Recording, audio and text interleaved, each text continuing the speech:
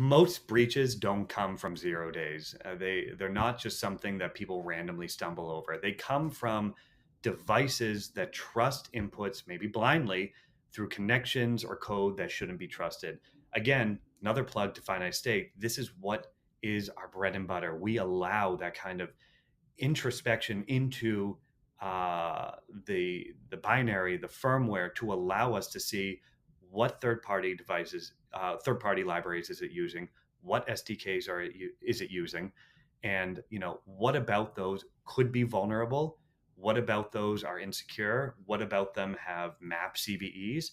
So you're getting an intense insight into your device and all of the third-party components that it's using, so you don't have to blindly trust all of these third parties and this free open source software. You can go in with confidence, knowing that your device is using them in a secure way and that they're secure themselves. So, for example, people, unfortunately, devices we see, out in the ether, things that we pen test, we often see them accepting unsigned firmware binaries because, it only updates over land. It's not going to go over Wi-Fi. Again, assumptions lead to problems. And, another example, a cloud API trusting a serial number with no authentication, or a debug port left open because, no one's going to crack this open. We screwed it with 7 screws, or we glued the edges. I mean, no one's going to, go through that. People do. People have a lot of time on their hands. And so assuming that something is safe simply because you just feel like people won't make the effort to do that, or people just won't stumble across it, people will.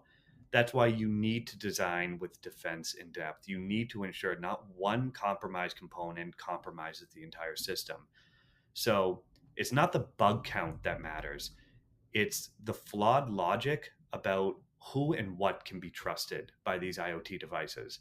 Trusting everyone is a really kind of a recipe disaster. So ensuring that you have that visibility into all the different open source components your IoT devices uses, because of the incredible capabilities of our platform, you can go in with confidence knowing that you're trusting the correct people, you're trusting the correct code, and that is not, you could spend all day securing your IoT device, but if you're allowing unsecured or very insecure code, it really doesn't matter at the end of the day.